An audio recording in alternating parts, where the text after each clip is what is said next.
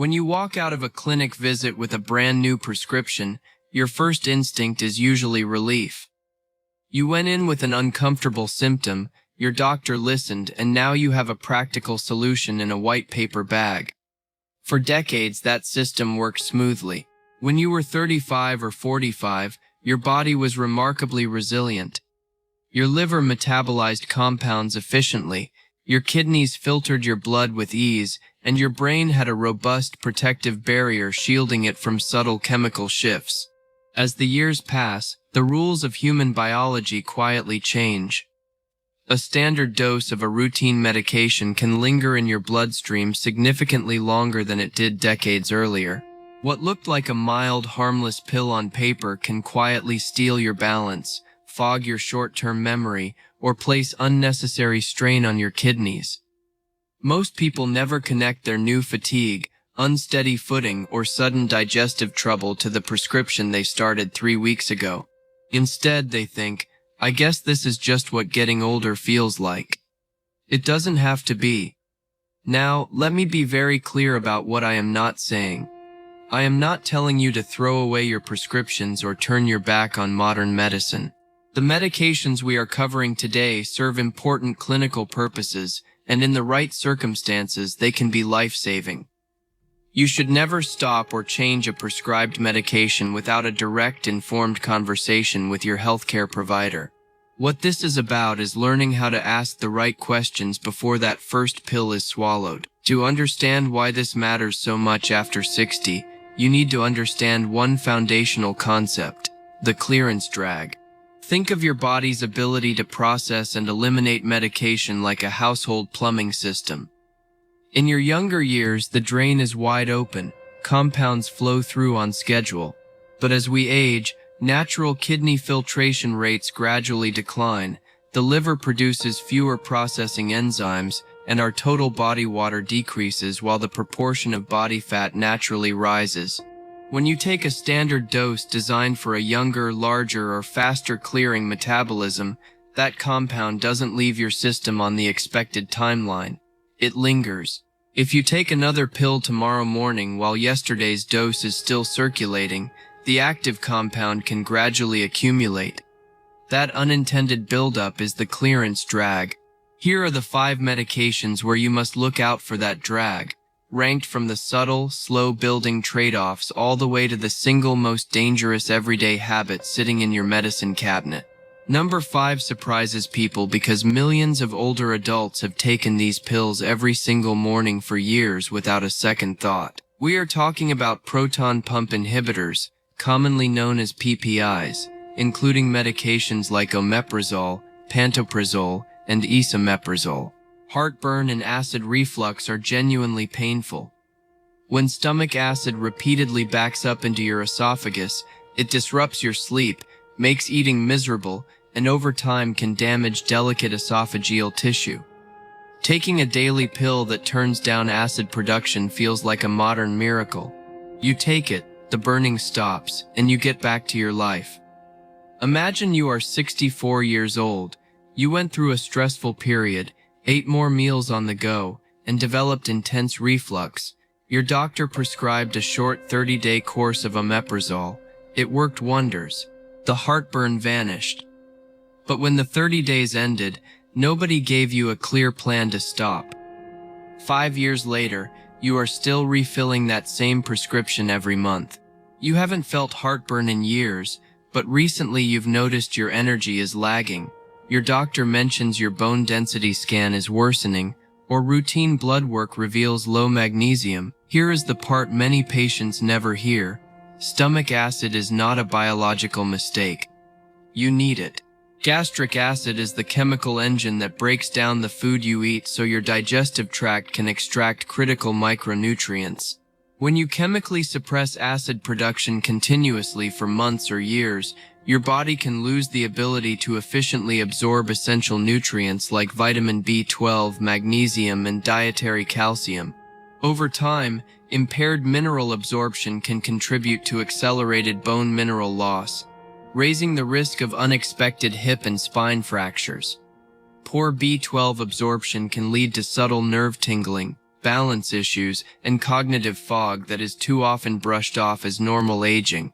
Furthermore, stomach acid serves as your primary internal barrier against ingested pathogens. Without it, older adults face a higher risk of intestinal bacterial infections like Clostridioides difficile. When your doctor suggests an acid reducer, here are the essential questions to ask. First, is this prescription intended as a short-term healing tool for 4 to 8 weeks, or a long-term therapy? Second, if I need to be on this long-term, can we periodically monitor my vitamin B12, magnesium levels, and bone density? And third, when it is time to stop, what is our step-down plan to prevent a rebound acid surge? Now, remember the critical exception. If you have severe erosive esophagitis, Barrett's esophagus, or an active bleeding ulcer, these medications provide vital protection that far outweighs these potential risks. The goal is simply to ensure you are not treating a temporary flare-up with an unmonitored permanent prescription. And while acid blockers work quietly inside the gut, number 4 targets your central nervous system within 30 minutes of taking it. Number 4 addresses one of the most frustrating challenges of aging, fragmented sleep. This category includes prescription sedative hypnotics like zolpidem and azopiclone, as well as over-the-counter nighttime sleep aids containing first-generation antihistamines like diphenhydramine. As we age, sleep architecture naturally shifts. You might wake up at 2 in the morning, toss and turn, and worry about how exhausted you will feel tomorrow. A good night's rest is critical for your immune system, memory, and heart health. When a pill promises to put you to sleep quickly, taking it seems like the proactive, healthy choice. Let's say you are 71. You've had trouble staying asleep for several weeks. You start taking a low-dose sleep aid every night before bed.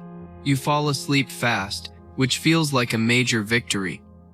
At 3 in the morning, you wake up to use the bathroom. You swing your legs out of bed, but your feet feel disconnected from the floor. Your reaction time is blunted, your blood pressure dips as you stand, and you clip the corner of the nightstand. You manage not to fall tonight, but you feel groggy, unsteady, and heavy-headed well into the next afternoon. This is where the clearance drag creates immediate physical danger. Sedative medications cross the blood-brain barrier. In your 30s, your liver and kidneys cleared those compounds before your morning alarm. In an older body, the active compound can remain attached to brain receptors for 12, 14 or more hours. You aren't waking up with natural energy. You are waking up with a chemically sedated central nervous system. This causes what clinicians call morning hangover ataxia, a subtle loss of coordination and balance. According to clinical safety guidelines from the American Geriatric Society, sedative sleep aids are among the leading medication-related contributors to nighttime falls, emergency room visits, and hip fractures in older adults. Furthermore, over-the-counter sleep aids rely heavily on antihistamines that block acetylcholine, a neurotransmitter required for memory retrieval, alertness, and clear thinking. Before starting any sleep medication, ask your doctor these questions. Could my sleep issue be driven by an underlying condition like sleep apnea, restless legs, or another medication I take earlier in the day? What non-drug approaches, like cognitive behavioral therapy for insomnia or sleep schedule adjustments, can we try first? And if we must use a sleep aid short-term, what is our exact timeline to reevaluate and taper off? There are genuine exceptions. Severe acute crisis insomnia following major bereavement, acute hospitalization, or severe trauma may warrant short-term, closely supervised support. But a true solution for sleep should leave you steady on your feet in the morning, not struggling for balance on the hallway carpet. That brings us to number 3, which involves a class of medications prescribed for everyday physical discomforts that can quietly cloud your mental sharpness. Number 3 represents high-burden anticholinergic medications, commonly prescribed for 2 very different complaints: overactive bladder medications like oxybutynin and skeletal muscle relaxants like cyclobenzaprine. You might throw your lower back out while lifting a heavy bag in the garden, or you find yourself making urgent trips to the bathroom every hour of the day. Both problems are disruptive and uncomfortable. Taking a targeted prescription to calm muscle spasms or soothe an irritable bladder seems entirely reasonable. Imagine you are 68. You develop persistent lower back tightness that makes sitting painful. You are prescribed a standard muscle relaxant. Within days, your back spasms lessen, but other changes begin to surface. Your mouth feels constantly dry. You develop stubborn constipation. Most alarming of all, you find yourself misplacing your keys, forgetting names, and struggling to find familiar words in normal conversation. You start worrying that you are developing early dementia, unaware that the pill prescribed for your back or bladder is blocking critical communication pathways in your brain. Both of these drug classes carry strong anticholinergic properties. Acetylcholine is the primary chemical messenger that allows your brain cells to process thoughts, form new memories, and maintain alertness. In your body, it also tells your salivary glands to produce moisture and your digestive tract to keep moving. When an older adult takes medications that block acetylcholine, the body experiences predictable effects: dry mouth, blurred vision, urinary retention, and constipation. Inside the brain, it can cause slowed processing speed, acute confusion, and brain fog. When multiple medications with these properties are taken together, like a bladder pill, a muscle relaxant, and an over-the-counter allergy tablet, it creates what doctors call a high-anticholinergic burden. For seniors, this cumulative chemical load can look remarkably like cognitive decline, yet it is often drug-induced and reversible if addressed promptly. Before starting these medications, ask your healthcare provider, does this medication carry a high anticholinergic burden? And what is my total score across all my current prescriptions?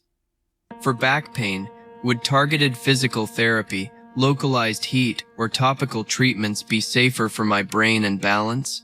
For bladder urgency, are there newer bladder medications that do not easily cross into the brain, or pelvic floor therapies we can evaluate first?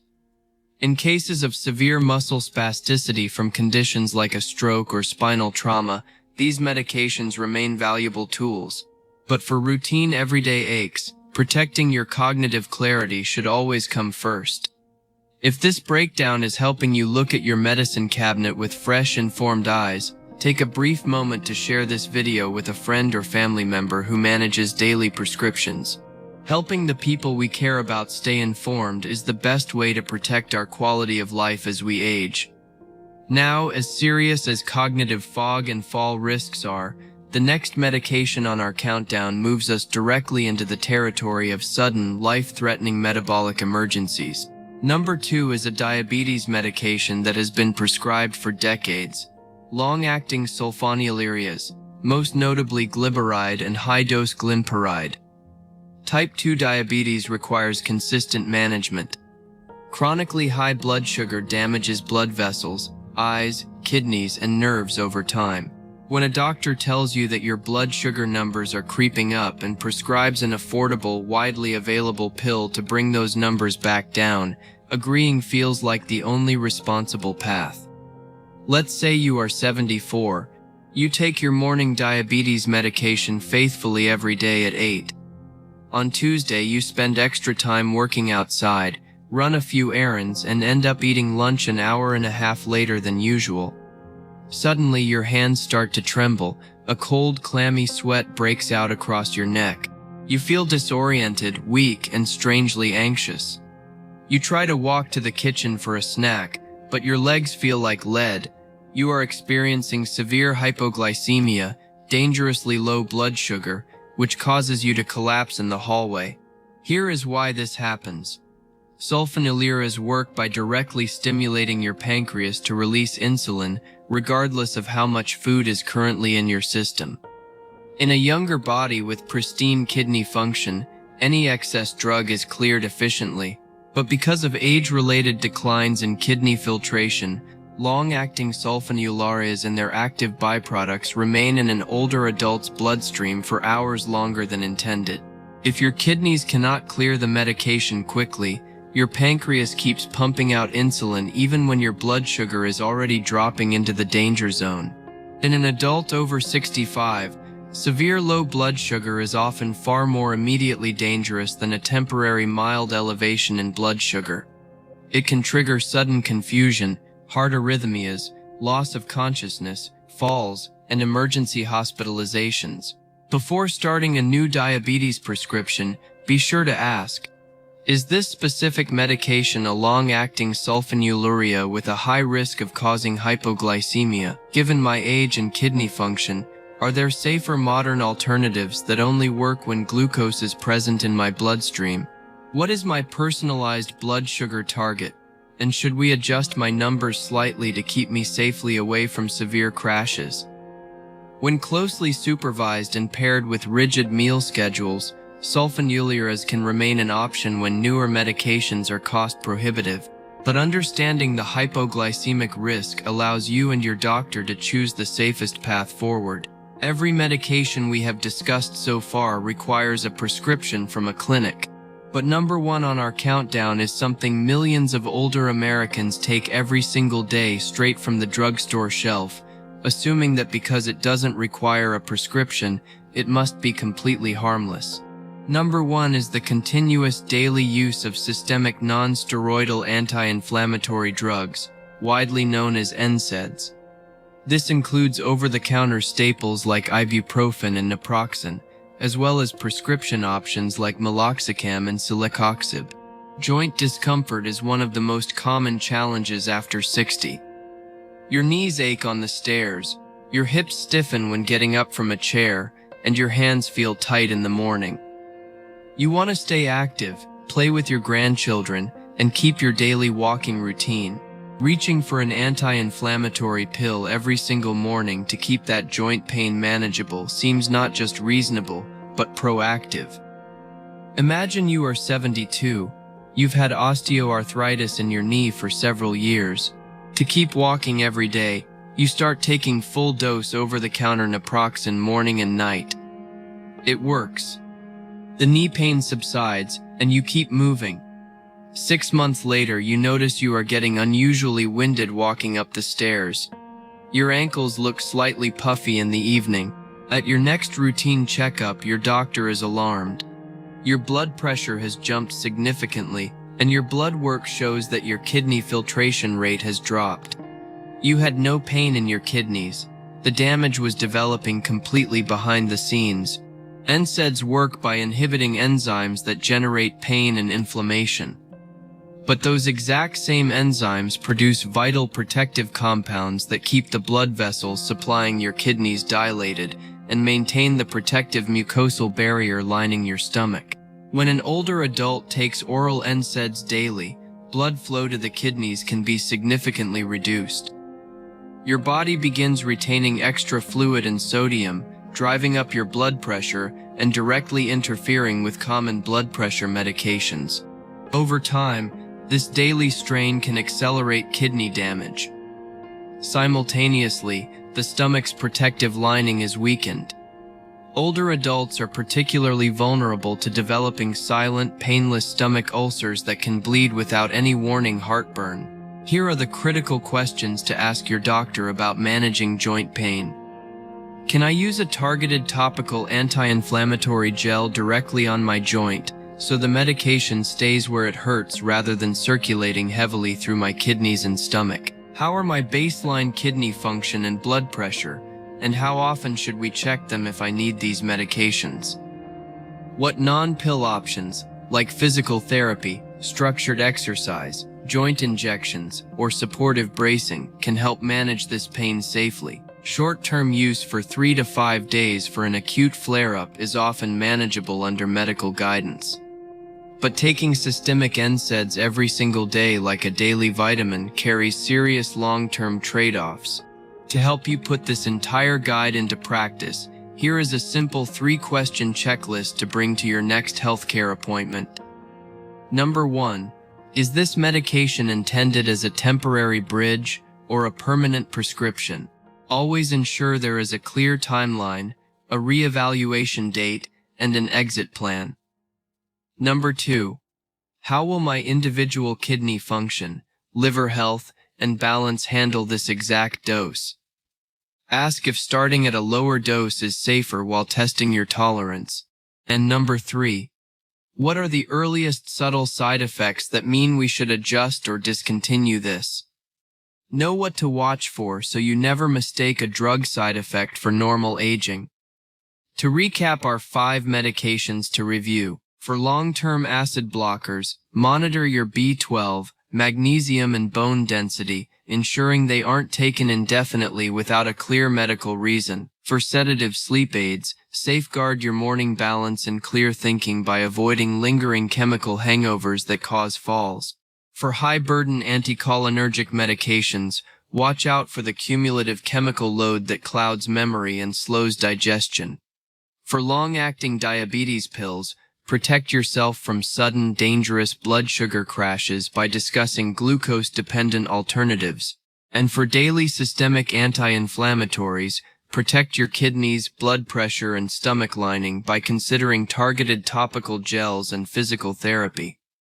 Health after 60 is not about refusing all medication out of fear, nor is it about taking every pill offered out of habit. True health is about making conscious, informed choices that preserve what actually matters: your independence, your mental clarity, your physical stability, and your ability to live your life on your own terms. Take a close look at your daily medications this week. Write down your questions, schedule a review with your doctor or pharmacist, and have an open, proactive conversation.